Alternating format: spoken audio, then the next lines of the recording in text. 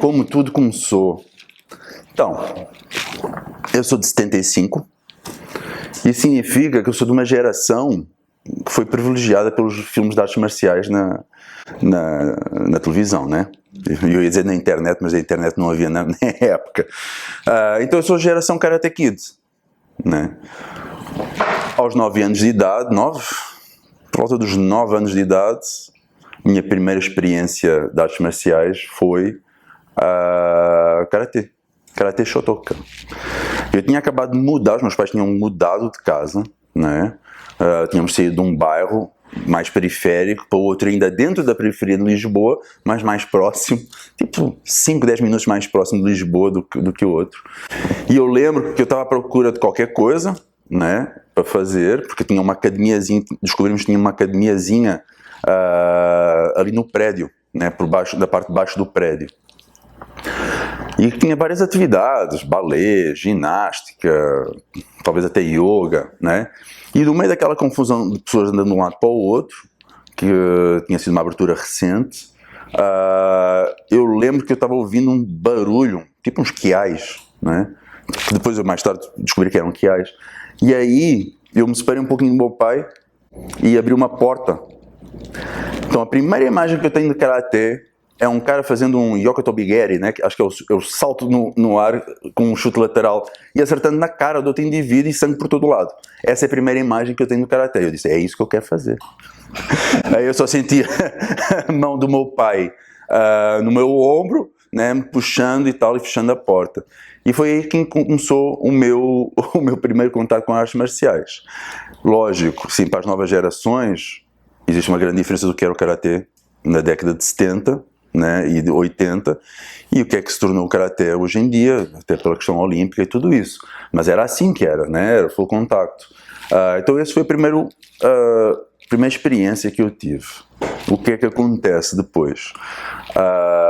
Eu tive uma sorte que logo de início, por algum motivo que eu desconheço, eu sempre tive dentro de mim uma curiosidade de ver mais coisas. Então eu nunca fui muito o tipo de pessoa de ficar presa a uma só expressão corporal, né? Neste caso o Karate. Eu estive no Karate durante um tempo, depois logicamente saí, né? Fiz Judô, fiz Ninjutsu, fiz mais o quê? Fiz um pouquinho Kung Fu, fiz várias coisas. Tudo aquilo que me foi aparecendo na minha adolescência eu fui aproveitando e fazendo, né? E, eu fui um adolescente comum, aquele adolescente que, né, que nunca fica em quase nada, fica em tudo, e isso foi muito bom. Por quê? Aos 18 anos de idade, se eu não me engano, eu tinha um colega de escola que me falou sobre uma arte marcial que ele tinha começado a fazer. Eu vou falar essa história, eu fico arrepiado, porque se existe uma grande influência na minha vida hoje, a primeira arte marcial a sério, não que o Karate não tivesse sido, eu tinha um excelente sensei, ele, se eu não me engano, ele acho que era campeão ibérico na época, ou campeão europeu de Shotokan, ele era muito bom, né? E eu tive vários professores em vários sistemas muito bons, né? Mas ainda era uma criança, ainda era um adolescente, sem saber muito bem o que estava à procura, né? Quando eu tive o primeiro contato com Iwama Ryu Aikido, eu lembro até hoje. Então esse meu colega me falou, estou tendo aulas neste lugar assim, assim, assim, eu acho que tu vai gostar. E nós treinamos muita coisa, nós treinamos o Aikido, mas de vez em quando nós treinamos coisas de Koryu antigas. Foi lá um professor que ensinou como usar a Dagasai, Kusarigama. Foi lá um professor e ensinou como é que se fazia da casca do ovo, como é que se fazia bombinhas de fumo. Então, vai lá. E eu fui. E eu lembro a primeira vez, tinha aulas de manhã, tinha aulas à noite. De manhã, começava, se não me engano, às 7 da manhã. Como é que eu descrevo isso? O dojo era no sótão de um dos prédios de uma universidade, um Politécnico de Lisboa. A estrutura do teto era uma nau invertida, era um barco, era a estrutura de um barco invertido. E o tatame ficava, em vez de ficar ao longo da estrutura, ficava atravessado. Então pegava uma janela de um lado, uma janela do outro, né, do telhado. Tu entrava na porta, subia umas escadinhas, tinha ali os balneários para lá, de troca de roupa, subia umas escadinhas e ia dar lá em cima. Quando tu chegava lá em cima, às 7 da manhã, pegava o nascer do sol. Vocês sabem, naqueles filmes muito antigos, quando eles querem mostrar alguma coisa que está assim parada no tempo, eles botam aquela poeirinha com os raios de sol. Gente, eu estou arrepiado. Tu via aquilo, tu via assim os raios entrando. Tu via um tatame, não é o tatame que vocês estão habituados, né, que as pessoas estão habituadas hoje, que é aquele tatame de EVA, não, era o tatame japonês, de arroz. Tu via o kamisá, tu via os alunos limpando tudo, limpando o chão, limpando coisas. Ninguém falava uma palavra, as pessoas só se cumprimentavam em japonês. Era só isso, né? Tu sabe como é que é, né? Eu fiquei parado, eu lembro que eu fiquei assim parado, olhando de um lado para o outro. Rapidamente alguém virou para mim e disse: vai assistir à aula? Pode sentar ali. Tira os sapatos, senta ali. Sentei. Todo o período que eu tive ali, acho que a aula era 1h30, né? Limparam tudo, o Dai Senpai viu se estava tudo certo, foi chamar o Sensei Tristão da Cunha. Mano, ele marcou a minha vida assim para sempre. Eu tive a sorte de ter 2 grandes professores de Iwama Aikido, Tristão Sensei e Carlos Nogueira, que é no Brasil, e os 2 são contemporâneos da mesma época, em Iwama, o Shideshi de Iwama. E, aquela aula, foi como se eu tivesse ficado perdido num limbo entre o tempo e o espaço, né? As pessoas só falando japonês, treinando, aquela atmosfera. Então, essa foi a primeira, foi o início de tudo. Foi a partir daí que eu passei a levar a sério a arte marcial. Treinei alguns anos, depois de treinar, depois eu vim para o Brasil, né? Mas mesmo não treinando Aikido, as lições do Aikido, o espírito, pelo menos aquilo que me foi passado dentro de Iwama, né, do Aikido de Iwama, eles me acompanham até hoje. Eu dou aula de Kali, né, e é frequente, ou de Jeet Kune Do, seja do que for, é frequente eu usar exemplos de Aikido de Iwama, lógico, né. Portanto, então, esse foi o grande movimento, né, aquilo que realmente me fez começar à procura. Já naquela época, eu tive a sorte que o professor Tristão Sensei, hoje ele é Shihan, ele tinha um direcionamento muito específico à aplicação dentro do Budo, né, dentro do combate. Então isso eu trago desde essa época.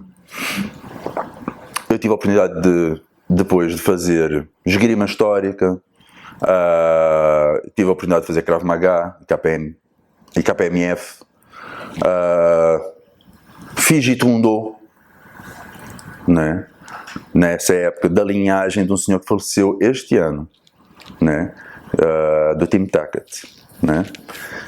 E cara fantástico, um professor assim que ficava entre os extremos das escolas, né? Ele bebia um pouquinho de todo mundo, né? Ele era extremamente equilibrado, né? E conciliador a nível de currículo e de história dentro do Jeet Kune Do. Então eu tive todas essas influências em Portugal, né? Teve um período que eu vivi nos Estados Unidos, logo após terminar a universidade, quando eu tive a oportunidade de continuar a treinar Iwama Aikido, tive a oportunidade de fazer um pouquinho de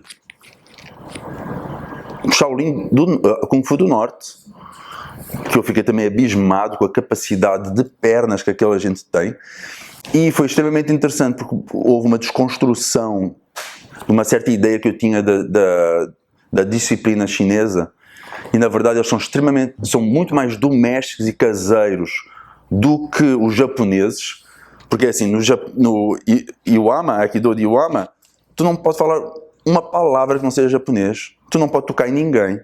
Como é que é? Onegashimasu, domo arigatou gozaimashita, gomenazai. É basicamente isso. E tem o bom dia, boa tarde e boa noite, dependendo da hora que tu chega no dojo. Mas de resto é, por favor e desculpa. Obrigado e desculpa. E o desculpa, tipo, tu apanha, tu pede desculpa. Então era isso. Na arte marcial chinesa, né, o que depois, né, acaba por ser uma coisa que faz a referência à parte do Jeet Kune Do, eles chegavam no espaço de treino, então, se cumprimentavam normalmente e começavam a saltar de um lado para o outro, aquecendo, e a aula era a coisa mais desconstruída do mundo. Era como se fosse uma reunião familiar em que as pessoas vão tirando dúvidas e treinando, e cada um faz uma coisa. Tem uma pessoa, eu lembro, meu Deus, então, Shaolin, Kung Fu do Norte, se eu não me engano, tem muitos saltos. E tem, o desenvolvimento das pernas é grande, né? Eu lembro que tinha um cara, ele era um amor. Tinha um aluno que não era chinês. E ele estava fazendo o seguinte treino. Como é que chama? Tipo uma escadinha de 3 degraus. Uma estrutura de escadinha de 3. E ele estava com uns bidões de água. E o exercício era saltar. Salta para cima, salta para baixo. Salta para cima, salta para baixo. A aula toda. Os outros saltando de um lado para o outro, treinando. E ele só fazia isso. Só isso. Desenvolvimento, de explosão de pernas, né? Então, isso aí, mais um daqueles períodos que mexeu comigo, né? Por exemplo, numa sala de armas de esgrima europeia, também não existe nada, as pessoas treinam simplesmente, não há grande coisa. Então, esses universos, esse cruzamento de universos de um lado para o outro, né? Com o tempo começou a mexer comigo, né? Foi alimentando essa necessidade, né, de olhar para as coisas não só como um caminho, mas na verdade vários caminhos que vão todos dar ao mesmo lugar. Então isso aí foi-se fortalecendo. Tu pode ser disciplinado, mas tu pode também não ser tão aparentemente disciplinado. Não é aí que está a coisa, né? Tu pode ser um sistema muito antigo ou pode ser um sistema muito moderno, né? Nós precisamos começar a olhar para as coisas além das aparências, né? E aí acontece a minha vinda para o Brasil, que foi uma grande ruptura. Essa grande ruptura, porque eu não tinha referências aqui, eu não tinha nada, né? Então foi um período de reaprender as coisas, como é que eu lidava com as pessoas, como é que eu procurava as coisas, quem é confiável a nível de escola, quem não é. As regras aqui são... As pessoas acham que o Brasil e Portugal é a mesma coisa, né? Não, não é. Tá? Não é, é muito diferente. Um português... Vir passar férias aqui no Brasil, bacana, né? Porque basicamente tu não vives a vida do brasileiro e tu não sabes o que é e tu também não queres saber, né? Essa é a hipocrisia do turista. Gosta muito, mas não quer. Quando tu passa a viver aqui e ter que interagir, ter que se reaprender e quebrar as ilusões que nós achamos que é o Brasil, né? A coisa gira. Então, de repente, eu me vejo sem lugar para treinar e começo, então, do zero. Procurar na internet. É aí que eu encontro o professor Carlos Nogueira, Sensei Carlos Nogueira. Ele é... Nossa, aquele homem é virado na chiraia, né? Como se diz aqui.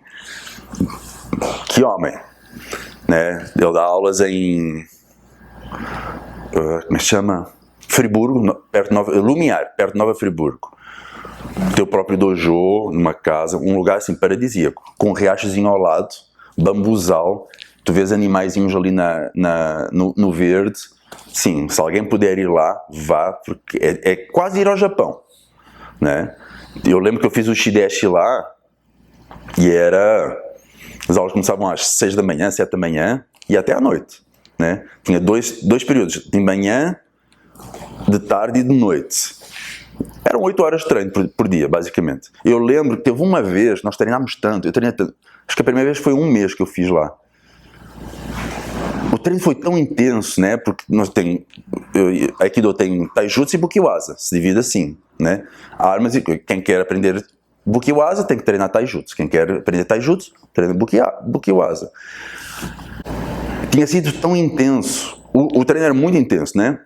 Aí eu lembro que eu saía de noite, descia a rua, ia num botequinho que tinha ali e eu pedia uma quantidade enorme de comida, aqueles comidinha dali, né, aqueles pratinhos pequenos, e eu ia pedindo uma garrafa de cerveja até me dar uma dormência nos lábios. Porquê? Que era quando eu sabia que a dor começava a baixar. Aí eu parava, voltava, dormia. Eu lembro que teve um dia que o treino tinha sido tão intenso. Aliás, foi uma manhã que o dia anterior tinha sido tão intenso que quando eu acordei, as minhas mãos não abriam. As minhas mãos estavam assim. Eu entrei em pânico. As minhas mãos, assim, imagina tu acordar e tu estás assim. Aí tu queres abrir a mão e a mão não vai. Aí tu puxa e o dedo não abre. Aí tu tem que... Eu dormia num beliche, estava na parte de cima, aí tu tinha que descer, ir no coisinho da torneira, do banheiro, tentar abrir e passar água, até as juntas começarem a amolecer. E depois era assim, aí tu limpava as coisas todas, fazia café da manhã, preparava, o sensei chegava, tinha não sei quantas horas de aula, ia almoçar, dormia um pouquinho, começava à tarde de novo, e era assim, né? Então quem puder ter essa experiência, por favor, visitem o dojo do sensei Carlos Nogueira. E isso deu início a conhecer outras pessoas, né? Porque comecei a ter esse contacto, de repente, né, na internet, uma pessoa começa a procurar, começa a encontrar alguma coisa, começa a aparecer mais. Aí eu conheci o Ricardo Nakayama, um dos primeiros que eu já tinha tido um contato com a arte marcial filipina em Portugal, mas muito pouquinho. E nos Estados Unidos, quando eu vivi lá, porque o pessoal de Taekwondo e Aikido é muito comum nos Estados Unidos eles estarem ligados a Modern Arnis, tá? Ou pelo menos era na época.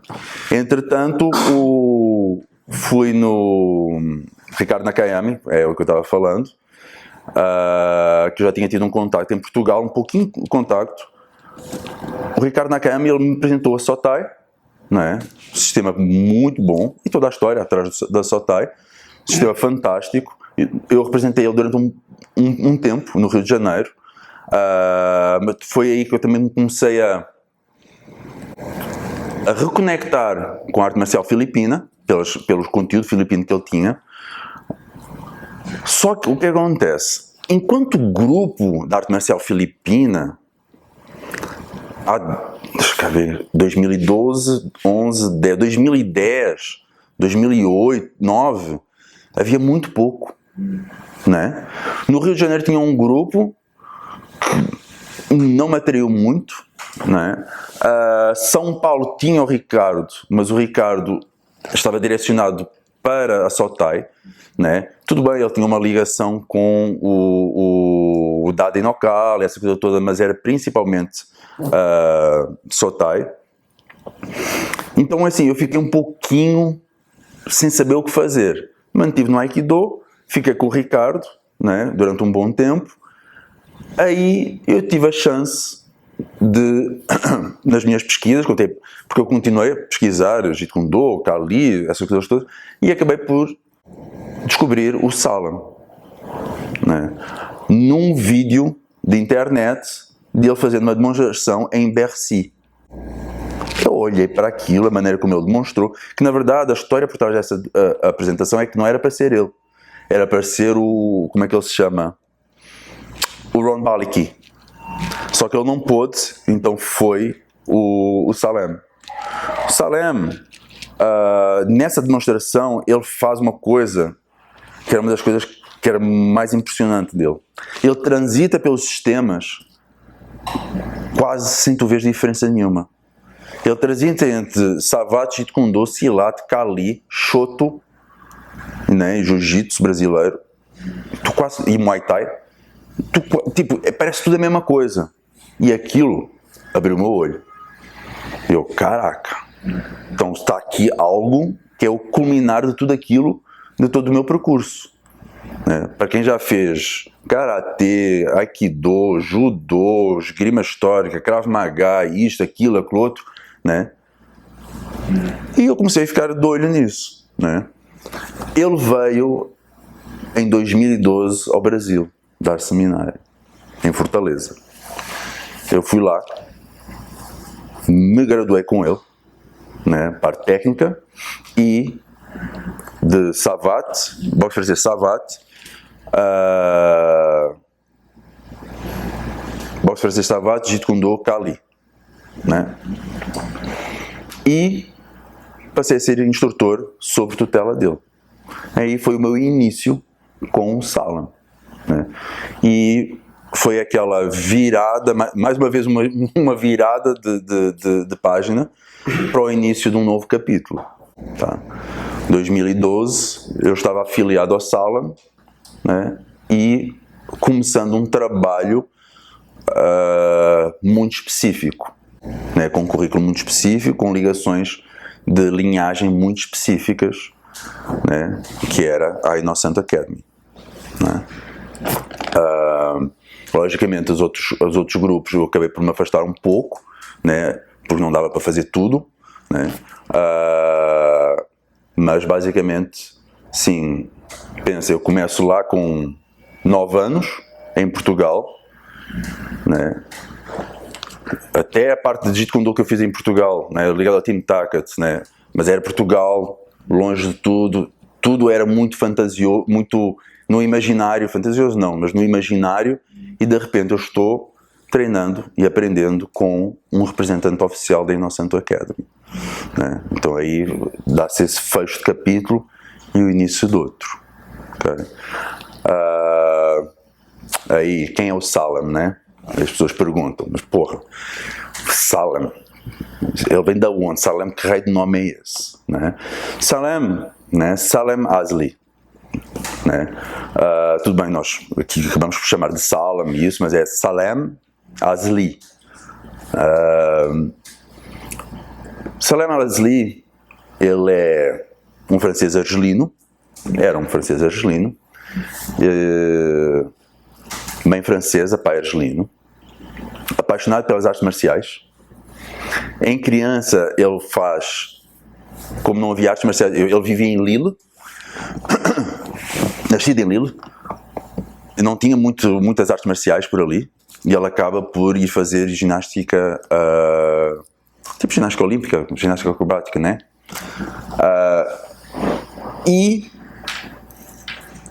Só que assim, ele gostava, ele via ali as revistinhas, né? Nós vivíamos de revistas no nosso tempo, né? Agora tu vai na internet, tem lá tudo, né? Mas a Black Belt, né? Que ainda hoje é grande, né? Mas a Black Belt era tipo o topo do topo, mas tinha muitas outras que viviam à volta, né? E era através dessas revistas que o nosso imaginário voava, né?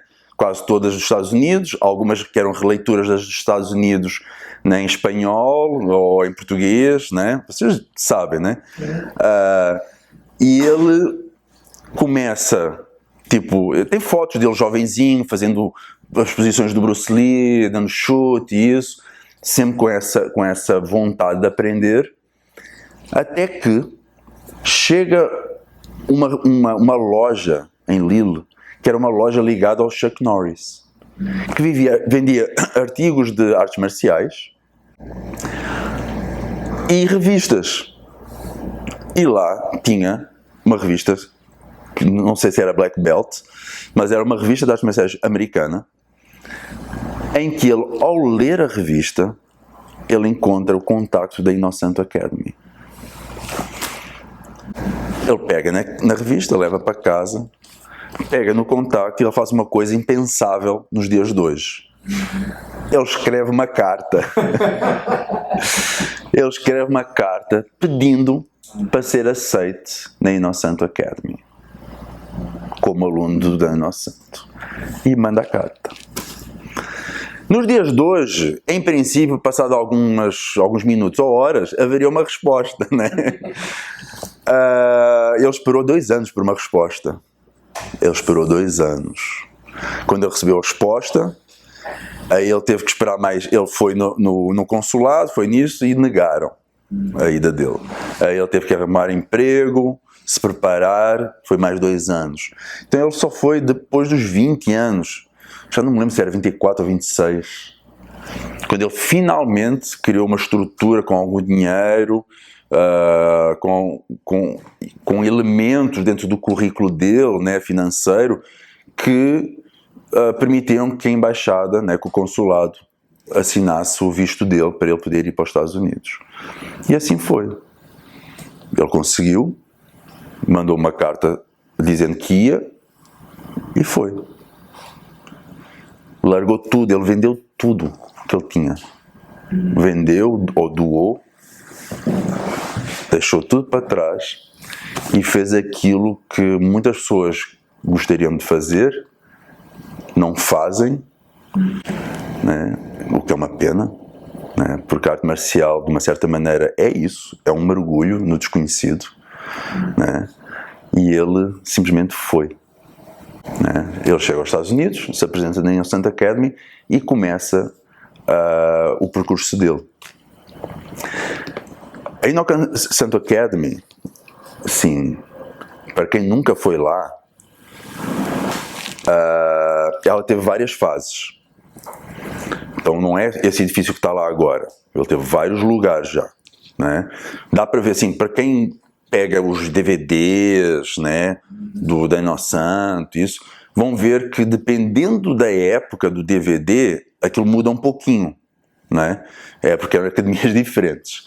Mas ela sempre foi um centro de, né, como nós estávamos a falar aí no backstage aqui da produção, sempre foi um centro de convergência de líderes e de representantes e de fundadores de escolas, né, e de sistemas.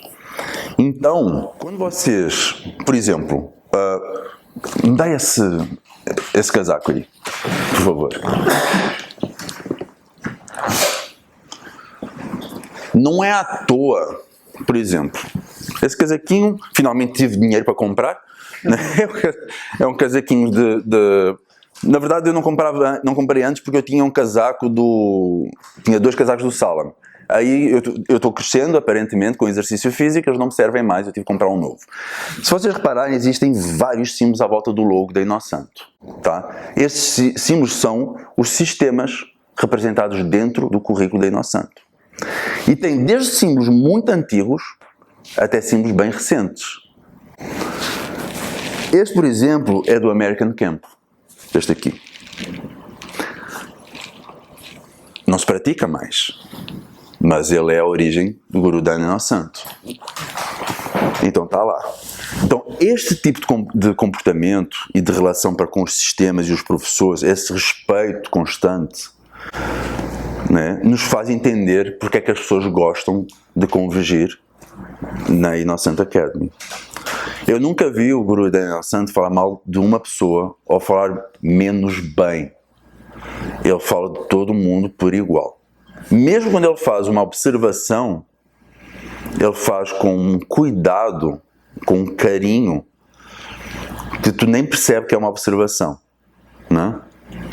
Então, nessa época em que o Salem chega na Innocent, já era assim, né? Tanto que vocês ouvem falar de pessoas como Edgar Solito Jr., vocês ouvem pessoas como é que ele se chama? O Leo Garre, que todo mundo conhece, né? O Gran Turron, o Leo Garre, que eu aprendi que é Garre, não é Gage, né? Interessante, né? Foi o Salem que me puxou a orelha um dia. Ouvia falar sobre o Larry Hartzell, né? Que as pessoas associam como sendo uma pessoa de grappling, né? Com a associação Athletic Association of JKD and Grappling Association of JKD, mas na verdade ele chutava muito bem, era um dos melhores kickboxers da escola, só que ele teve um acidente, aí ele ficou bem mal, aí o Daniel Santos virou, pô, mas tu é bom de grappling, só redireciona. E foi assim que a academia, que a Associação de Atlética de Jeet Kune Do e Grappling foi fundada, né? Então ele era ótimo. Caraca, era preciso um programa só para falar sobre ele. Só para dar uma coisa, um spoiler.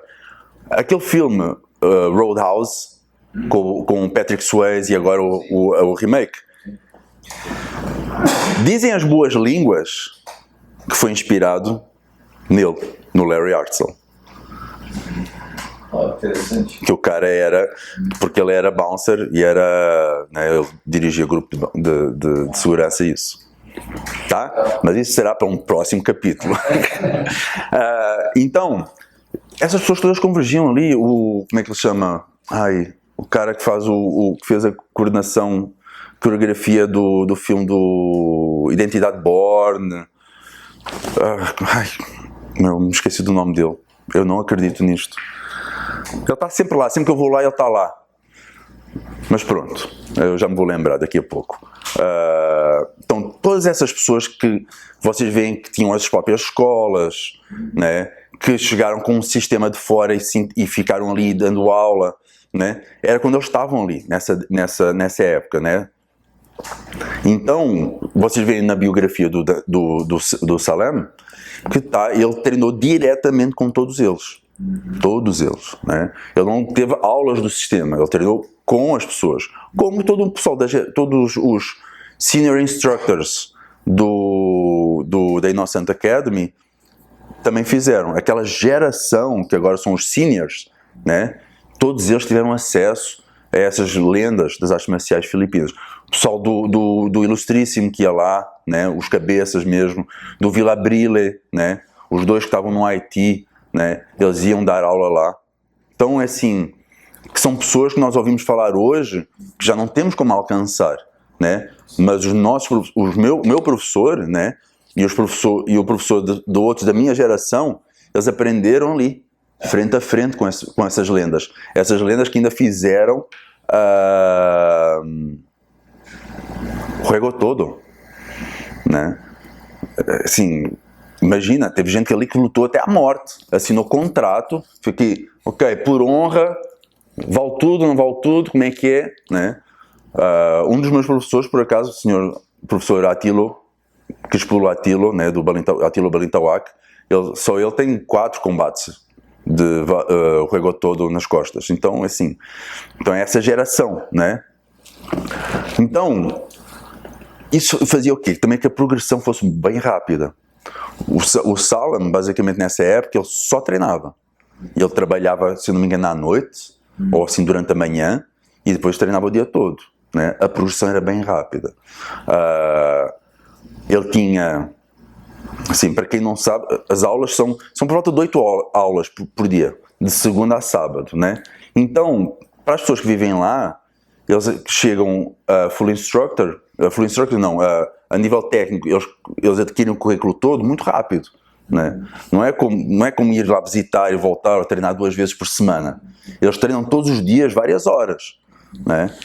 Então, muito rapidamente, ele se tornou full instructor de Jeet Kune Do, se tornou full instructor de artes marciais filipinas. Na época, o Silat era integrado dentro da parte filipina, tá? Só depois é que o Majapahit, o Mafia acaba por se separar, hoje em dia chamado de Majapahit, e ele é o primeiro francês a ser instrutor da TBA, da época TBA, hoje World Thai Boxing Association of America, tá? Ele foi o primeiro francês ele foi a primeira pessoa a ser instrutor, International Instructor. Ele foi o primeiro francês a ser consagrado dentro da Innocent Academy. Com esse currículo todo, aí vocês vão pensar, mas espera aí, mas com certeza ele já teria pelo menos Savat, né? Pelo menos Savat, o sistema da terra dele, né? Não, ele nunca tinha feito Savat na vida. Aí o Dani Innocent um dia vira para ele e diz: então, olha só, os teus chutes são muito bons, tu é muito bom tecnicamente, tu é um dos melhores que está aqui, né? Tu te movimentas como ninguém se movimenta, tu tem um sistema chamado Savat na tua terra, porque é que tu não vai aprender? Ele, não, eu gosto mais de Jeet Kune Do e tal. Aí o Daniel Santos pegou num livro e ofereceu um livro. Eu tenho esse livro em casa, eu podia ter trazido. É um livro que explica o currículo, né? Com fotos, a movimentação. É um livro ótimo, é bem antigo, só que eles fizeram uma estrutura com fotografias que eles mostram a movimentação quase como se fosse um filme, né? Como se fosse frame by frame. Aí ele começou a estudar, começou a treinar. As pessoas viam ele treinar e diziam, pô, mostra aí. Ele começava a mostrar, começou a ensinar, começou a fazer pequenos semináriozinhos. Ele nunca teve uma aula. Aí o Daniel Santos vira e diz, Salem, não era bom fazer um exame? Tá, guru, eu vou lá. Depois de não sei quantos anos, Salem se coloca num avião, se manda uma carta para a Federação Internacional Francesa de Savate, é aceito para fazer exame e lá vai ele. Era uma turma de 50 franceses, principalmente. Ele chega, vai fazer o exame. Ele não tinha tido uma aula. Ele vai fazer o exame de Silver Glove, né? Luva de prata. Ele ficou em primeiro. Aí o pessoal achou muito estranho, porque ele fazia umas posições com as mãos que já não se usava, né? Porque nós temos duas expressões dentro do boxe francês, né? As duas expressões do boxe francês é a clássica e a moderna, basicamente, é isso, né? Na clássica vocês vão ver a utilização de ergonómica de braços, posicionamento, para fazer o contrapeso, o contrabalanço, para certo tipo de chutes, né? Tinha um certo tipo de pensamento. É que as pessoas esquecem que o boxe francês é moderno. O antigo é o savate. O savate de rua é uma coisa. O savate de rua não tem regras, né? Eu estive recentemente dando um seminário no CAN, em Osasco. Quando eles viram a parte de savate de rua, eles disseram, porra, o que é isso? O savate de rua tem projeção, tem chute no saco, dedo no olho, tem cotovelo, cabeçada, né? Joelhada. Não tem regra, né? Então, a dinâmica de uma luta sem regras não é um duelo, né, esportivo. Pode até ser um duelo, mas o objetivo não é marcar ponto. O objetivo é tipo colocar uma lâmina na sola, esconder e cortar a pessoa num chute. É isso, né? Não é à toa que o Sabateur é chamado de shooter, né, atirador. Eu acerto e tu não me vê, né? O sniper, né? Tu não me vê e eu... Essa é a ideia, eu te atingo e tu não me atinges. Muito diferente do Muay Thai, que tu me bates, eu te bato até um de nós cair, né? Então, ele ficou em primeiro lugar, viraram para ele. Então, assim, só precisamos de uma coisa. Aliás, só precisamos saber quem é o teu professor. Tu aprendeu com quem? Aí o Salem, eu aprendi com ele ali, no livro. Eles olharam assim para ele, ok. A única coisa que é necessária aqui é um períodozinho só para atualizar o currículo, porque tu está usando coisas que nós já não fazemos, né? Então as posições do braço assim já não fazemos, tem aqui uns chutes que nós já não fazemos assim, né? Tem uns chutes novos. Pronto, foi isso. Passado um tempo eu já estava fazendo para a segunda luva de prata, né? Que é a luva de professor, né? Aí ele, não sei, vocês sabem quem é o Paturel, Robert Paturel. Robert Paturel é um campeão francês, né, e muito conhecido. Ele era bem famoso na época, tá? E ele depois ficou famoso pelo trabalho de ensino dele, que eu já vou conectar para vocês, que vocês vão entender. Ele estava na turma de segunda luva de prata do Paturel, de exame. E ele ficou nos 5 primeiros, se eu não me engano, o Salem. Sim. E pronto. Ele era tão bom, tão virtuoso. Uma história que ele contou. Ele queria ter a certeza que ele ia impressionar. Porque o juiz do exame era bem virado, né, no capeta. Era um cara que não se entusiasmava com nada, não batia palma, não esboçava um sorriso. E ele descobriu que esse cara adorava quando fazia um salto reverso, um fouetté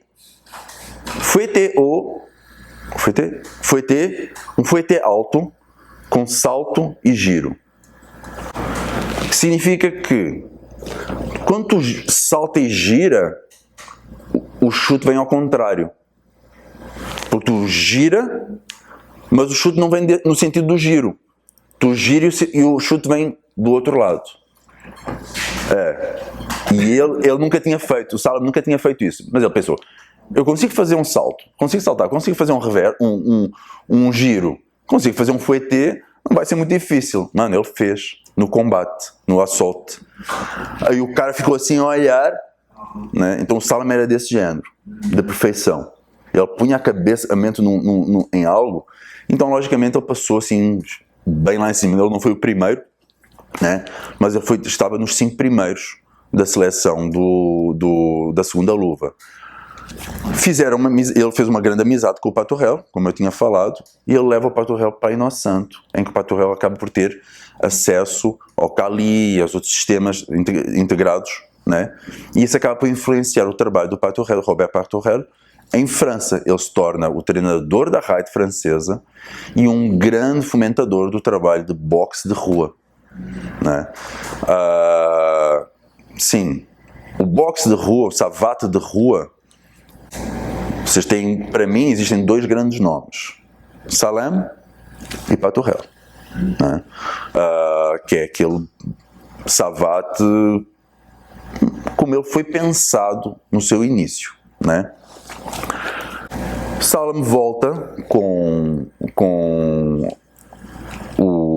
a graduação de professor e se dá o início do trabalho do savate nos Estados Unidos, né? Que teve muita resistência no início, como teve na maior parte dos lugares que não era França. Um dos primeiros problemas foi a roupinha, né? Porque ninguém gosta daquela roupa, nem o Salem gostava. Aliás, o Salem quando era magrinho gostava, depois parou de gostar. Eu nunca gostei, duvido que alguém goste, né? Mas o trabalho foi feito. No início com a ajuda da própria Federação Francesa de Savate, e ele cria a Associação Francesa de Boxe Francês Savate Defense, Lacan de Combat e Bâton e disciplinas associadas, né? E assim começa o trabalho dele lá. Ele dava aulas na Innocent Academy de Savate, ele dava seminários e de repente começa a haver uma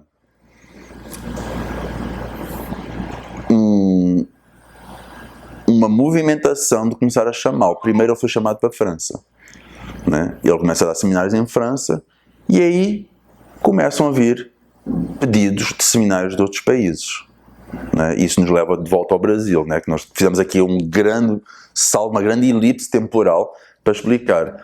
Ele aparece no Bercy, começa a aparecer com vídeos, ele faz uma coleção de vídeos fantástica, é a melhor coleção de savate para aprender savate, é a dele. São 10 DVDs. Meu, é o currículo todo, tudo bem explicado. Até hoje, na minha opinião, não existiu coleção melhor, né?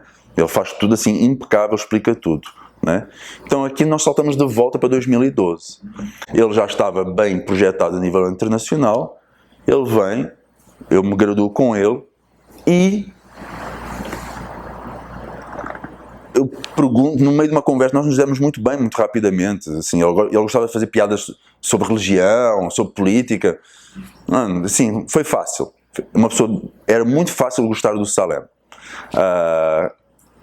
E eu explico que sou do Rio, que estava no Rio, né? Eu estava em Fortaleza para o seminário. Eu explico, eu vivo no Rio. E ele me falou, eu tenho um grande amigo que é do Rio, que é o Luís Bonfá. Eu gostava muito, eu não conheço o Rio, eu gostava muito de conhecer. Aí eu virei para ele e disse, tu quer vir para o ano? Para o Rio? Se tu quiser, vamos, né? E ele disse, quero. E assim ficou. Aí foi o movimento para fazer o primeiro seminário no Rio de Janeiro, né?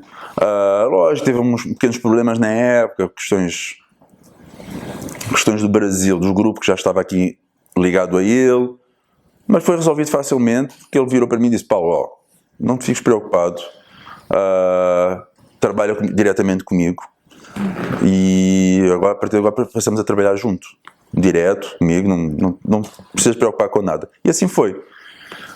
Em 2013 ele vem ao Brasil, vem ao Rio de Janeiro, e ele depois, a partir desse ano ele passou sempre a vir ao Rio de Janeiro, Entretanto, eu depois consegui ajudar a trazer ele ao São Paulo. Ele veio 2 vezes a São Paulo.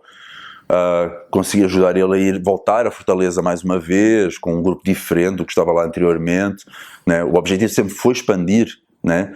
Permitir que ele fosse a todo o Brasil e não fechá-lo num só lugar, né? Mas aí começou.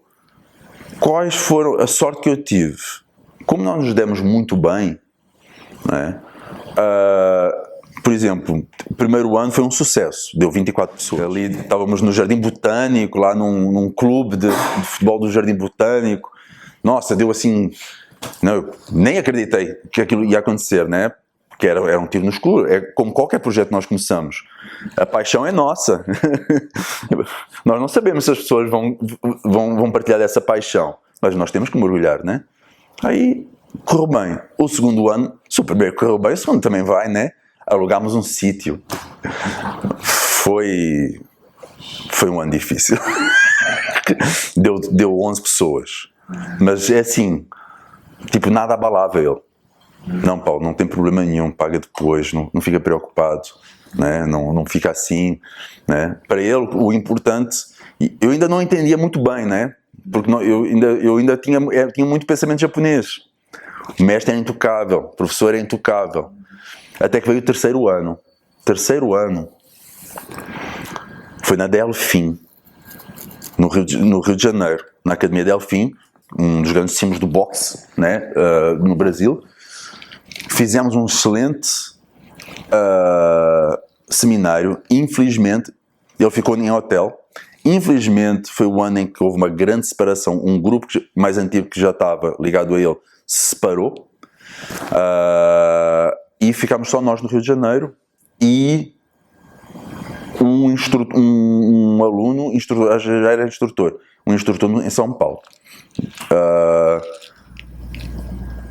Ele virou para mim no fim desse ano e disse: então, Paulo, eu não queria mais ir para o hotel.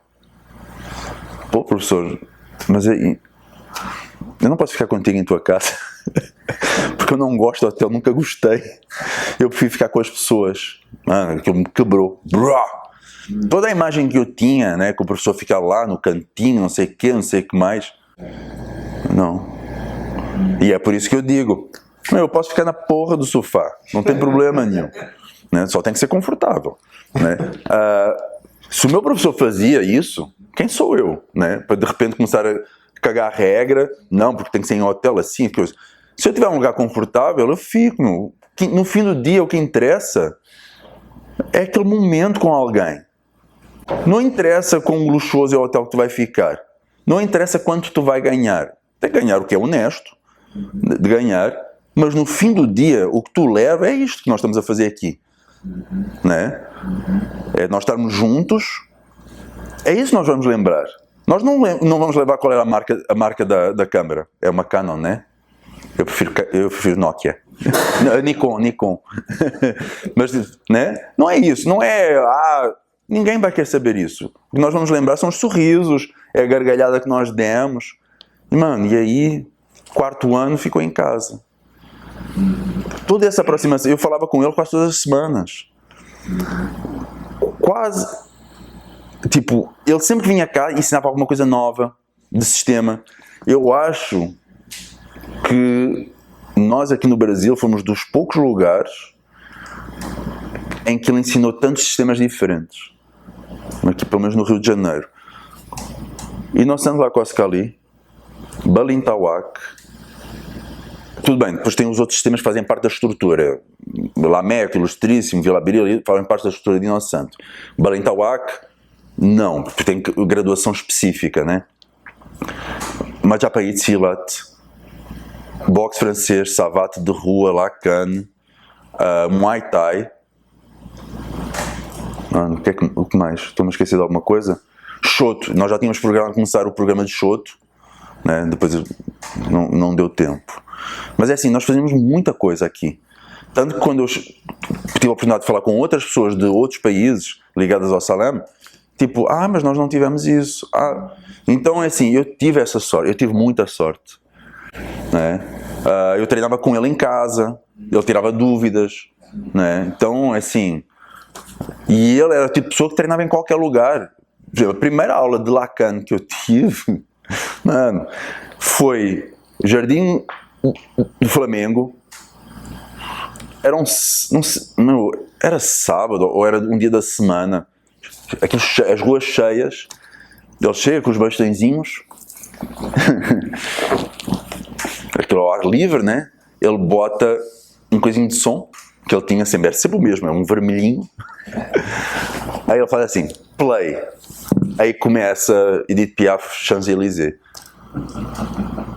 Meu Deus. Olhámos para um lado, olhámos para o outro, todo mundo olhando para nós. E o Salame ali fazendo as poses. Então ele era o tipo de pessoa que ele não queria saber, ele só queria treinar, ele queria ensinar, ele queria estar com pessoas, né? Tipo, porque ele bebia, comia o que fosse, né? Aí no terceiro ou no quarto ano, o que aconteceu? Ele começou a me chamar para a Innocent Academy. Ele queria muito que eu fosse lá. Para que eu tivesse essa linkagem lá, né? Para eu poder dizer que tinha estado lá. E eu disse que não. Aí na época eu inventei, não, porque não tenho dinheiro. Eu sabia já, a priori, que muita gente tinha se utilizado dele para chegar à Innocent. E se há coisa que eu queria que ele nunca pudesse falar de mim, é que eu teria feito uma coisa dessas. Aí eu preferia ir no training camp dele em França, né? Que eu fui, maravilhoso. Aí eu descobri que ele tocava guitarra, que a cerveja favorita dele era Lef, que, que aqui custava 75 reais e lá era 2,99. Dói, né? Dói. Sentiram aí a dor? Eu chegar em França, Lef, grandona, 2,99 euros. Porra, né? Que tinha um aluno dele que é um ilusionista famosíssimo, que nem sabia, né? Que já foi no Castelo da Magia nos Estados Unidos dar show. Então, né? E eu preferi isso a ir para a Innocent Academy. Todos os anos ele me pediu. Todos os anos eu dizia, não tem dinheiro, prefiro te trazer aqui, é mais barato. E todos os dias eu dizia, tudo bem, então para o ano. Chegava para o ano e dizia, não. E eu sempre fui dizendo que não, sempre. Os anos foram passando, nós fomos desenvolvendo um projeto muito bom aqui. As aulas foram crescendo, nós fomos trabalhando no currículo. E o que era um relacionamento de aluno para professor, de repente eu me descobri como amigo, confidente,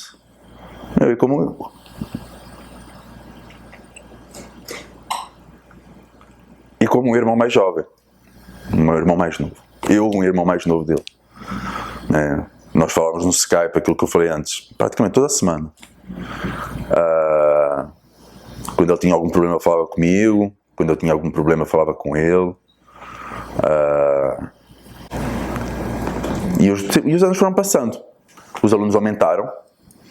Como eu tinha falado antes, conseguimos começar a puxar ele para outros estados, né? E conforme ele veio para São Paulo, foi para Fortaleza, outras pessoas começaram a tentar entrar em contacto. Então as coisas estavam movimentadas para algo muito bom, né? Um crescimento muito bom, né? Estava-se a avizinhar isso.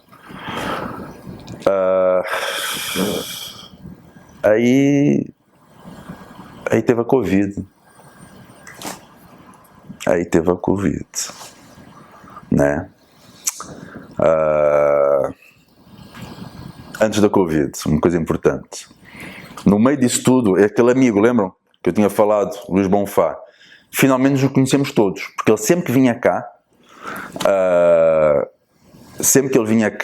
ele falava, não, porque o meu amigo, né, o Luís Bonfá, porque o pai dele era famoso, não sei o quê, não sei o que mais, ele é meu aluno de Savate, não sei o quê, e nos conhecemos. E então sempre que ele vinha cá, o Luís também estava, sempre nos encontrávamos, bebíamos todas, lógico, né? Fosse onde fosse, Copacabana, Bar do Alemão na Lapa, né? E começámos uma amizade muito bonita, tá? Uma amizade assim, um companheirismo fora de série. Então agora voltando à parte da Covid. Quando se deu a questão da Covid e tudo parou, né? O mundo parou, acho que ninguém imaginou que fosse acontecer como aconteceu, né? Nós pensávamos que fosse, vai ser um mês ou dois e tal, né? Mas infelizmente não foi assim. Quem era de artes marciais tentou resistir o máximo possível, né? Não desmarcando coisas, tentando segurar. Nós tínhamos contas para pagar, tínhamos espaços para pagar, né? Aluno, porque nós sabemos como é que é, o aluno vai embora. O aluno não quer saber, né? A não ser que seja aqueles alunos que já estão há um tempo connosco e já fazem parte daquela família, né? E isso começou a acontecer muito com ele, a nível de internacional. As pessoas, países diferentes tiveram maneiras de fazer as coisas diferentes, alguns mais cedo, outros mais tarde, e os seminários começaram a ser desmarcados. No Brasil a coisa se segurou um pouquinho mais, mas até eu tive que desmarcar. Então começámos a repensar as coisas, né? Começámos a repensar, pô, ok, não dá agora, vamos segurar, vamos esperar, né? Aí o que é que acontecia? Por exemplo, a Inocente também fechou lá, ainda fizeram uns treinos ao ar livre, então se não tinha muito como refazer as coisas, como é que se diz, negar o que estava a acontecer. Logicamente, o Salmo ficou em casa, não viajou, e um dia ele estava a caminho, ele estava de moto, ele ia comprar uns bagels que ele adorava, e ele teve um acidente. Uma pick-up, um carro grande porte, a condutora não viu o sinal, ou o sinal deu um problema, e ela atravessa o sinal e passa por cima do Salem na moto.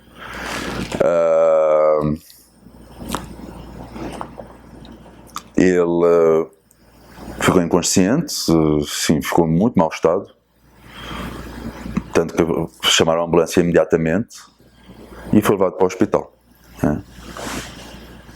Sim, ele quase que perdeu a vida ali. Teve muita sorte, a perna ficou esfarelada,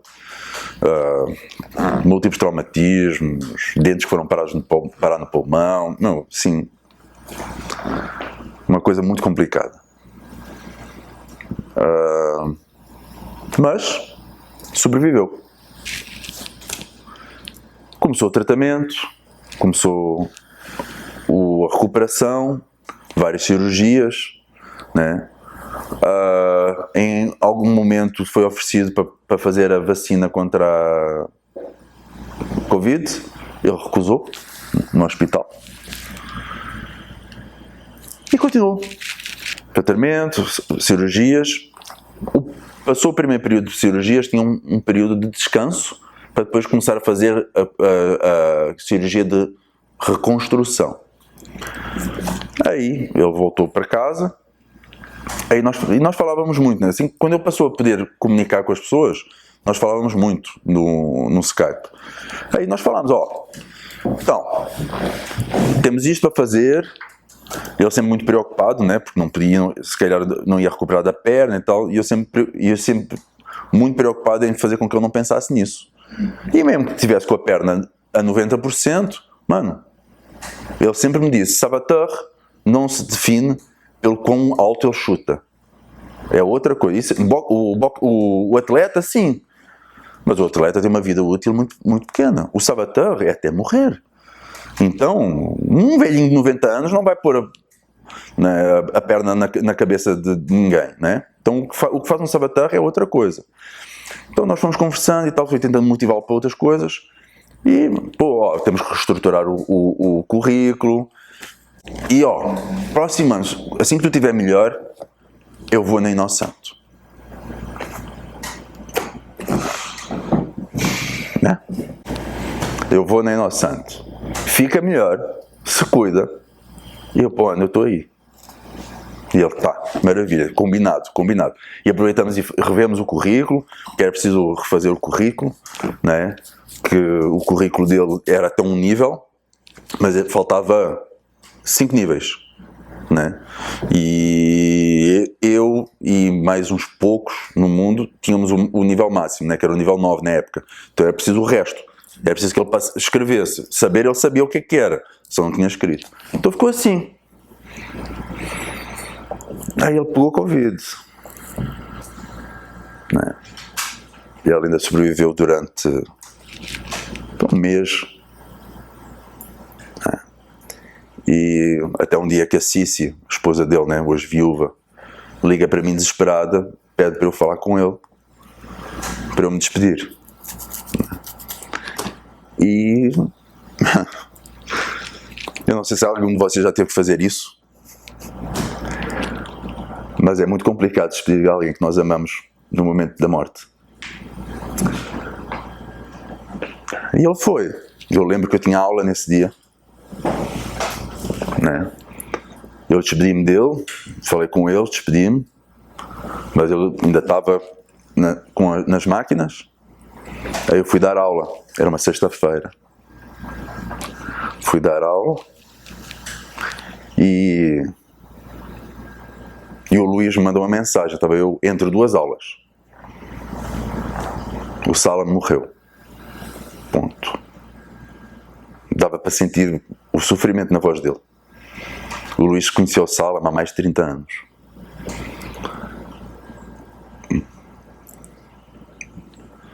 Ouvi a mensagem, eu olhei assim à volta, só pedi desculpa aos alunos, expliquei rapidamente, peguei as minhas coisas e fui embora. Aí pronto, lógico, né? Sábado eu dava aula, adivinha do que era a aula? A primeira? Savate. Nunca me custou tanto fazer uma saudação de Savate como naquele dia. Mas foi. Dei a aula. Essa foi mais uma fase virada. O dia em que o aluno perde o professor. Eu nunca tinha passado por uma coisa dessas. E não era um professor. Era o meu irmão mais velho, era o meu melhor amigo, quase, praticamente. Né? Poucas pessoas estavam no nível dele de amizade, para mim. Muito poucas pessoas no mundo. Né? Então, assim... O Sala, ele foi... O Sala fez uma última entrevista, já em recuperação em casa, para o Dwight. Se procurarem no Facebook, Dwight. Ele é ligado ao Jeet Kune Do, ele é da Innocent Academy. Estive agora com ele na Innocent Academy, ele esteve lá, tocando a tabaco nas aulas. Que ele faz muita entrevista assim também. E ele terminou a entrevista, tem duas partes de entrevista, dizendo, quando pergunta como é que tu queres ser lembrado no futuro? E o Sala me fala que eu não quero ser lembrado como um professor, um artista marcial. Eu quero ser lembrado como um homem apaixonado por arquitetura, arqueologia, música. Eu quero ser lembrado como uma pessoa, como qualquer outra. Só isso. Eu não quero ser lembrado por... como não amar o homem assim, né? Sensacional. E isso fechou um capítulo para mim. Foi um ano bem difícil. 2021 para 2022, caraca, eu não sei como é que sobrevivi, não. Eu mudei do Rio, eu não conseguia estar mais no Rio. Fui para Santa Catarina. Foi um ano assim que praticamente não fiz muita coisa, além de tentar manter à distância o Cali Brasil coeso, para os alunos desenvolverem o trabalho no Rio de Janeiro, né? Tem o Felipe lá, tem o Marcelo e o João Paulo. E do nada, nesse período assim, a noite escura da alma, né? Esse processo de transformação, lá para julho, eu recebo uma mensagem Tu não quer vir na Innocent Academy treinar? A viúva do Salem.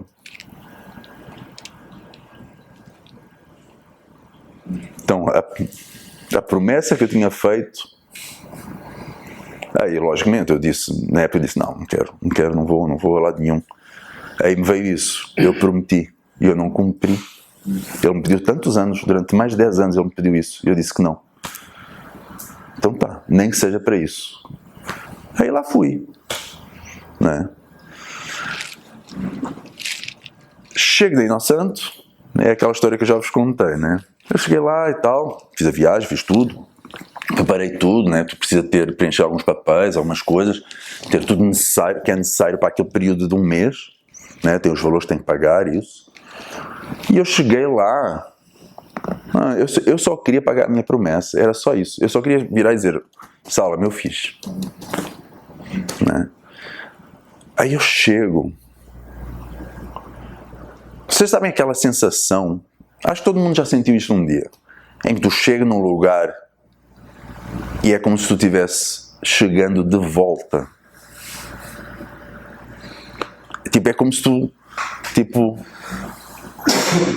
nossa, que saudade, mas eu nunca estive aqui, mas que saudade daqui. As pessoas me receberam com um carinho, um amor, assim, que tu não espera de um lugar que é tipo a Meca das artes marciais. Meu. Na Meca das artes marciais tu imagina que tu vai ter que sofrer até alguém olhar para ti, mas não.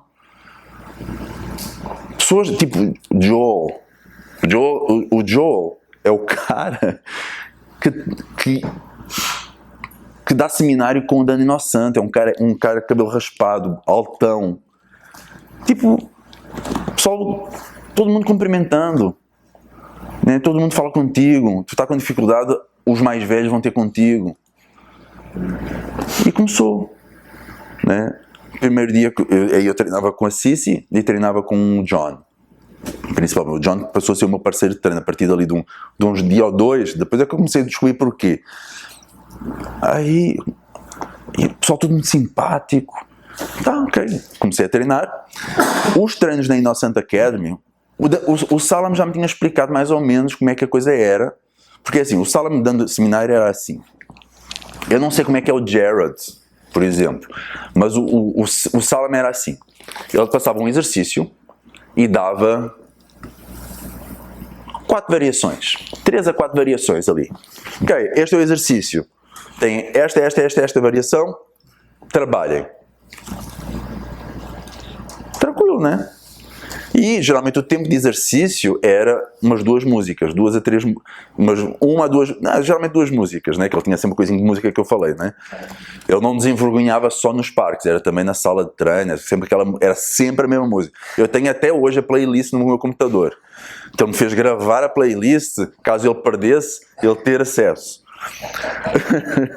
Tipo música dos antes, meu Deus, né? Tipo aquelas flautas. Aí ele virou, era assim, né? E no início é um pouquinho chato, mas assim, 3 a 4 variações até é de boas, né? Com o Dani Innocent são 7 a 8 e ele fala rápido, ele fala muito rápido e ele tem um jeito muito específico de falar as coisas que as pessoas já estão habituadas. Quem vem de fora e pega assim, imagina, é tipo um chute no saco ali. Imagina tu chega num lugar e alguém dá um chute no saco assim sem aviso. E tu não entende, é basicamente isso. Né? Aí tu entende porque é que todo mundo tem caderninho para anotar as coisas. Né? E é que ninguém me ouve quando eu peço isso aos alunos. Né? Mano, assim, é uma coisa... Aí tu tem aquele período, os primeiros dias de adaptação, tu começas a se adaptar, as pessoas te ajudam, veem que tu tens dificuldade, vêm ter contigo, é muito bacana, tá? É um misto de senpai, em vez de ser os corrais irem atrás dos senpais, não, os senpais vão atrás dos corrais, né? Aí passa a primeira semana, período de adaptação, nessa semana o Dani Innocent vem falar comigo, perguntando... A primeira coisa que ele me falou, por causa do Aikido, toda pessoa que passa alguns anos no Aikido é bom de queda. Ou pelo menos é bom a fingir queda, a fingir torção, a fingir projeções, né? Certo? Concordamos todos com isso. Eu estava treinando com a Cici devia ter 60 quilos, eu estava com 90, então eu tipo caía de um lado, caía do outro, né? Nas projeções, nas chaves, nos domogs, essa coisa toda. E o Daniel Santos vem até mim, olha assim, estava eu no chão. Nossa, tu cai muito bem, tu dava bem para dublê. E vai embora. Primeira coisa que ele me falou. Nossa, falou comigo, ele me viu aqui. Aí, no final da semana... no final da semana foi na segunda-feira, logo da segunda coisa. É quando ele me pergunta quem é o meu professor. Que ele começa a olhar para mim. Passei uma semana. Na segunda semana ele olha para mim e ele viu que eu tinha facilidade. Porquê? Um dos objetivos do Sala, que hoje é o meu, era proporcionar às pessoas a experiência de treinar na Innocent Academy. Ou seja, nem todo mundo tem dinheiro para ir lá.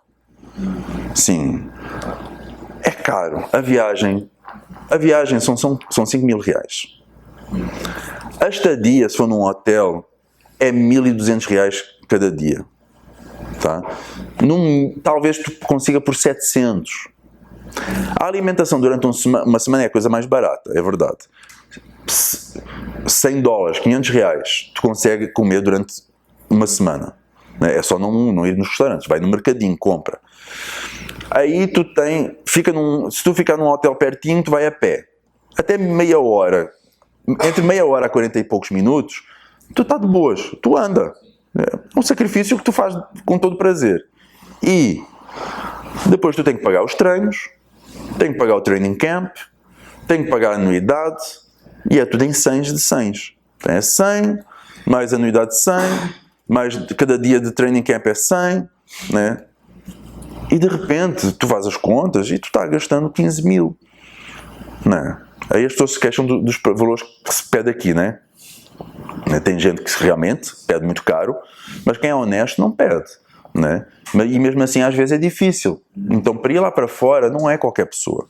Não é em qualquer país em que a moeda se equipara de uma maneira que isso possa acontecer. Então o Sala sempre teve como principal objetivo proporcionar às pessoas essa experiência. Né? Então a maneira dele ensinar é muito parecida com a da Innocent, lógico, né? Tem tudo a ver. Então quando eu cheguei na Innocent Academy, havia coisas que eu já estava muito habituado a fazer. Então eu consegui pegar rápido. Era só pegar a linguagem. Quando eu peguei a linguagem, estava tranquilo. E se eu tiver um bom parceiro de treino, melhor ainda. Então eu lembro que ele ficou impressionado que eu estava fazendo as coisas com o John, e ele virou para mim e disse: pô, tu alguma vez, tu treinou já? Porque assim, se tu nunca treinou, tu é uma pessoa natural, né? Tu é bem natural, bem autodidata, nossa, tu é um fenómeno. Agora, se não, então, quem é que te ensinou? E foi aí que eu virei e disse, não, na verdade, não estava treinando com o John, estava treinando com a Cici. Foi uma hora à noite. Eu virei e disse, então, foi o Sala. Estava quase umas 20 pessoas, quase 20 a 30 pessoas na sala. Foi Sala, meu professor. Só que eu gaguejei. Né? Lembrando que foi em novembro que eu fui, fazia um ano naquela semana, naquele período, ia fazer um ano de aniversário da morte dele. Eu gaguejo, o Daniel Santos, quem? Aí eu falo, não. Quando eu falo, não me segurei, comecei a chorar, né? Aí, quando ele percebeu que eu disse Sala, ele, tipo, tu vê assim, o ombro dele caiu, ele virou de costas e foi. E a aula depois continuou. Aí eu enxuguei as lágrimas. Passou uns dias e eu estava treinando com o John e ele virou e disse: pô, tu é muito bom. É o teu professor. E eu, caraca, mano. Mas ele é assim, ele é velhinho. Ele dá muitas aulas. Não tem como memorizar tudo. Né? Até agora ele ainda não tinha pedido o meu nome. Ele não me tinha perguntado o meu nome. Estava só conversando. Aí, quando ele perguntou o meu nome, ele memorizou assim. Então é assim, Então eu não sei se eu não se lembrava de quem era o meu professor ou se ele estava me só testando, né? Então também tem isso, né? Filipino, vocês sabem como é que é, né? Aí ele me pergunta, quem é o teu professor? Professor Salam. Nossa, professor Salam, sim senhor, nossa, muito bom o que tu está fazendo. Aí ele estava falando também de numerado. E ele disse, quantos sistemas o professor Salam te ensinou? Aí eu vejo, não, o professor Salam, uns 5, né? Inosanto, Lameco, Vila Brile, Ilustríssimo, Balintawak. Nossa, só podia ser o Salam. Nossa, tu só podia ser aluno do Salam. Nossa, não. E aí ele foi embora lá para um quadrozinho onde ele estava também escrevendo algumas coisas. Nesse dia à noite, eu fiquei até mais tarde e ele veio me perguntar o meu nome. Conversou um pouquinho comigo, já fora do tatame. Começou, perguntou algumas coisas e tal. No dia seguinte, isto ainda não tinha passado a segunda semana, num dos intervalos, quando eu ia almoçar, ele passou por mim, me cumprimentou, conversou comigo um pouquinho, e eu aproveitei e eu virei para ele e disse, olha, quer dizer, não disse olha, Guruden, uma coisa que eu queria muito falar consigo, eu queria agradecer por ter ensinado o Salam, ter ele aceito ele quando ele veio para cá, ter aceito ele como aluno, porque foi através dele que eu aprendi de si. Eu aprendi consigo através dele. E isso eu nunca vou poder pagar. Ele olhou assim para mim. Tá. Não, eu que agradeço tu estares aqui. E aí eu disse, eu espero que, se vocês me permitirem, eu puder visitar aqui mais vezes, eu virei. Não, tu serás sempre muito bem-vindo. E ficou assim. Ficou só isso. Entretanto, passou um dia, passou o outro. Chegou na sexta-feira da segunda semana, né? Que foi aquilo que eu tinha falado. E eu estou entrando para as aulas, sempre se passa pela secretaria, né? E um amor de pessoa que é a Dori, que é a secretária, que ela é prima da Simopola, da esposa do Guruden Santo, ela tem um envelope para mim. E ela me entrega um envelope. E ela diz, isto não significa nada. Ela começa assim, Paulo, tem um envelope para ti, mas não significa nada, tá? E eu, é da Simopola, mas não, lê até o fim, não significa nada. Lê até o fim, preenche e me entrega. Quando eu abro, e eu puxo assim, eu vejo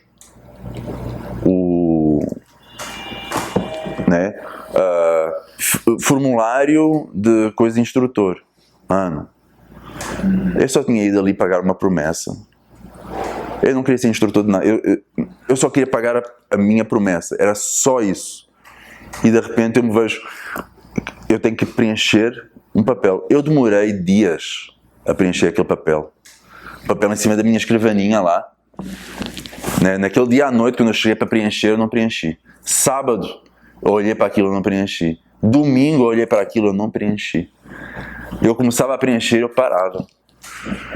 Só na segunda-feira é que eu preenchi e entreguei à tarde. Né? E aí foi quando comecei a perceber que algumas pessoas começaram a se aproximar de mim, me perguntar coisas, conversar, me dizer bom dia. Tipo, o Joe, me arrepiei no dia em que o Joe vira para mim, passa por mim e diz bom dia. E o Joe não falava com ninguém, né? Eu tinha uma imagem de alguém que me tinha contado que o Joe era uma pessoa que não era muito fácil de se aproximar. Não, ele é um amor de pessoa. Né? Até hoje, assim que ele me vê, ele me fala em português. Né? E eu comecei, por exemplo, o Tim, o John, lógico, teve sempre lá desde o início, mas o Tim Besher,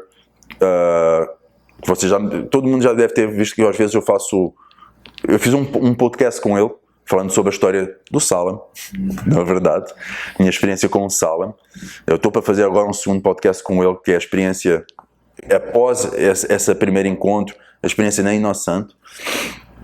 E eles todos começaram a conversar comigo, e foi passando assim uns dias, cada vez mais as pessoas me puxando mais para dentro, né? Me explicando, né? Que tudo bem, é um lugar maravilhoso, mas pessoas são pessoas, mas que ao mesmo tempo tem regras, as coisas.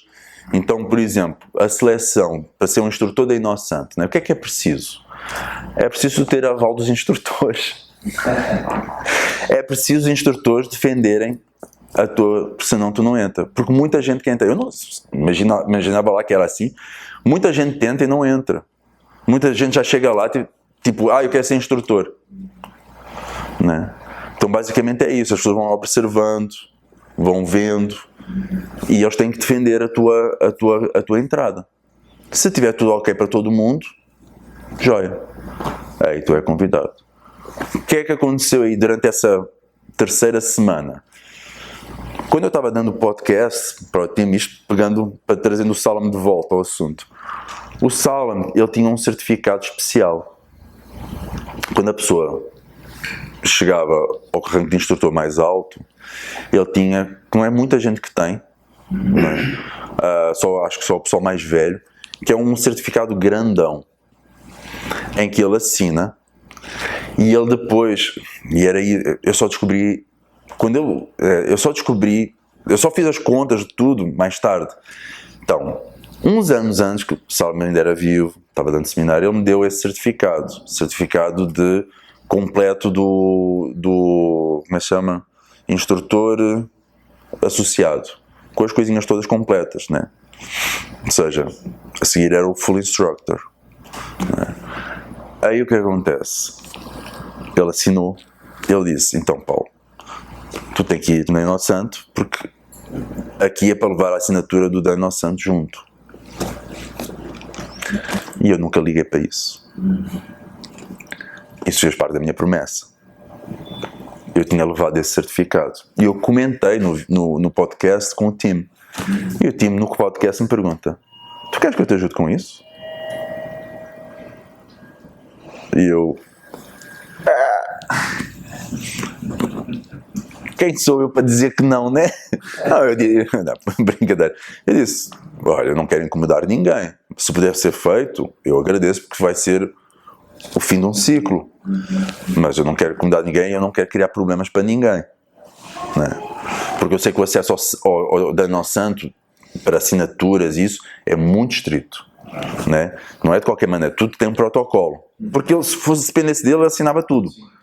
Só que tem muita gente que se aproveita. Aí lá vou eu com o certificado. Aí isso foi numa sexta-feira.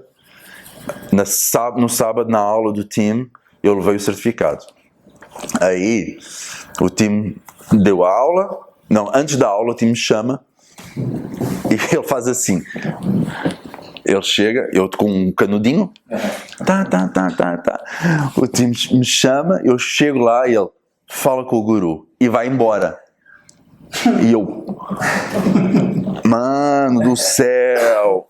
Aí eu viro, não, guru, então eu conversei com o time falou comigo para eu conversar consigo sobre um assunto, e ele assim olhando para mim do género, porque eu estava enrolando, é lógico, como é que uma pessoa não vai enrolar, né? Aí o Salem me deu isto no ano tanto tal, papapá, e ele falou que era o normal é depois trazer aqui, que era o certificado que ele dava aqui, na época que ele fazia os training camps ali, e depois o Guru Dan assinava, só que eu não vi. Então eu estou trazendo agora, se puder, se não incomodar ninguém. Aí ele olha para mim, aí ele só falou, claro, sure.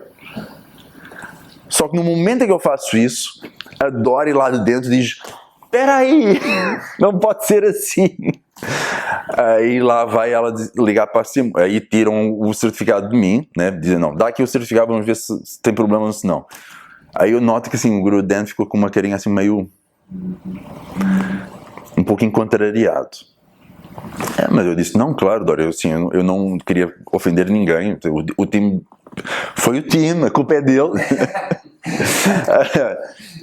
Eles levam um certificado e a aula começou. E ficou assim. E o Daniel Santos, só vejo o Daniel Santos vindo de atrás. Mano, não deu 5 minutos. Daniel Santos volta com o certificado. Está aí assinado. Acho que ele nem esperou pelo ok da Simone Paula. Mano, quando eu abro, a assinatura dele. Nossa. Então... Pronto, aí treinei, aí veio a segunda semana, o meu cu começa a apertar porque não há resposta da seleção de instrutores. Aí eu já começo a perguntar à Dori quase todos os dias: e aí, olha, eu vou embora na outra segunda-feira. Ela diz: não, então. Aí ela vira para mim: então, ó, o mais certo é não ser agora, porque, ó, tu vai embora, né? É só uma semana, isso demora um pouquinho. Aí, para a semana, o Guru Dan vai para a Austrália, dar o training camp lá. Depois ele volta, depois é Natal e final de ano, ninguém vai fazer nada. E depois é início de ano, é tudo devagar no início. Tipo, espera isso lá para março. Aí eu, tá. Fiquei assim um pouquinho triste, confesso que fiquei. Mas ao mesmo tempo, tipo, de género, então tá, então ó, caguei, vida que segue, se der deu, se não der, eu também não queria, eu também não vim à procura disto, eu estou ficando nervoso, para que eu estou nervoso com isto, né? E pronto. Aí comecei a treinar, continuei a treinar, aproveitei ao máximo, pronto, foi muito treino. Eu saí de lá magro, eu fui gordinho para lá, porque eu tinha parado de treinar. Eu lembro que eu cheguei a tirar foto, eu perdi peso. Era treino todos os dias, era treino de manhã, à tarde e à noite. Foi muito bom. Aí chegou sexta-feira. Sexta-feira, o último dia, né? Logicamente, a interação com o Guru Dan se tornou corriqueira, como qualquer aluno. Então, ele não é aquela pessoa, aquele mestre que fica lá sentado no topo da montanha. Não, mano. Ele é um velhinho muito bacana. Ele é um amor, né? Se bem que ele a dar aula, depende da aula. A aula de Muay Thai, ele mete medo às vezes. Quando ele quer puxar pelas pessoas, porra, né? Mas a única coisa que é assustador nele é que ele fala muito rápido. Então tu chega e tu quer pegar as coisas e tu se sente perdido. Mas depois de uma semana, todo mundo está habituado. Então, penúltimo dia, sexta-feira, ainda tinha aula sábado, já começa aqueles últimos dias que dá aquela angústia, porque tu tem que voltar, né? Vai deixar o pessoal, essa coisa toda. Aí eu entro na secretaria e a Dori tem um envelope para mim. Mano, eu olho para o envelope, eu olho assim para ela olha para mim. Eu abro, assim, quando eu abro e eu vejo os certificados de primeiro nível de instrutor, mano, nada novo. Gente, quantos certificados nós recebemos ao longo da vida? Muitos. Alguns nós esquecemos. Mano, quando eu vejo aquele certificado, caraca, assim, lágrimas escorrem, né? Aí eu pego, a Dori fica olhando para mim, banana a cabeça, e eu, assim, não é pelo certificado, assim, não é pelo certificado. É porque, assim, naquele momento,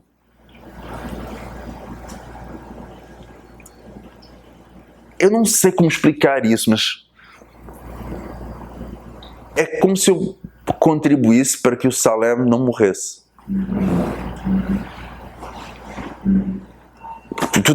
Por exemplo, tu tens que escrever uma carta dizendo porque é que tu queres ser instrutor, quais são os teus objetivos. E eu terminei dar continuidade ao trabalho começado pelo professor Salem, de levar a todas as pessoas a experiência de que é treinar. Então, quando eu recebi aquilo, foi quase como se alguém me dissesse: continua o trabalho dele, vai que é boa, né?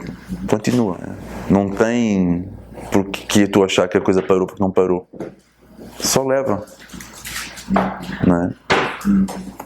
Aí, logicamente, passei por ali, olhei lá porque estava John olhando, porque eu já sabia, né? Olhando assim a ver quando é que eu saía da secretaria. O Tim passou por mim, me cumprimentou e eu, né, chorando que nem um idiota, de quase 50 anos. Né? E foi aí que eu tive o primeiro certificado. Né? Aí se deu, foi em 2022, se deu o início de uma nova fase. Né? Aquele período bem denso que eu passei, de repente teve uma virada de página e eu voltei com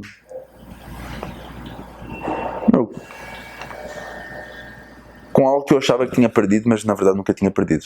Eu só não estava conseguindo enxergar. Né? A dor me fazia com que eu não conseguisse ver aquilo que estava à minha frente. Né? Eu só conseguia ver na perda e eu não estava conseguindo ver aquilo que ele me tinha deixado à minha frente, que era uma família. Era uma família que eu me tinha recusado em visitar durante mais de 10 anos e que na verdade ela só estava à espera. Ela só estava à espera ali. E cada ano que eu vou lá, porque assim, agora eu sou obrigado a ir lá todos, obrigado quer dizer, tá, ninguém me vai bater, né? Mas para me manter enquanto instrutor, eu tenho que ir lá todos os anos, fazer pelo menos 20 horas de aula com o Guru Daniel Santo, tenho que participar do camp, essa coisa. A anuidade é o mais simples, né? Mas eu tenho que ir lá. Ele não dá aulas à distância, não dá formação à distância, nem graduações, nem nada. Então tenho que voltar lá constantemente. Todo ano que eu volto lá, mano, o pessoal me cumprimenta em português, né? As mesmas caras estão lá, elas se lembram de mim, né? É como se eu sempre estivesse lá. É assim, cada vez que eu saio de lá e venho, e depois volto, é como se, estás a ver como tu cortas o tempo e salta? Então é como se eu nunca tivesse saído de lá, é como se estivesse a continuar esses espaços de tempo, né? O Salem, sem eu saber, me preparou para tudo isso. Eu nunca imaginei. Então, aí tu me pergunta, pô, nós viemos falar do Salem, mas acabamos por falar do Kali Brasil e da Innocent Academy, né? E de ti, e da tua história. Porque o Salem é o ponto do meio disso tudo, desse triângulo. Entre mim, Kali Brasil e Innocent Academy, o Salem, se eu tiver que interceptar tudo, o Salem está lá no meio. Foi por ele que o Kali Brasil se manteve, era Kali Rio, né? Se tornou Kali Brasil após o falecimento dele. É por causa dele que eu estou na Innocent. E se eu, enquanto indivíduo e professor de artes marciais, sou como sou, é em grande parte por causa dele.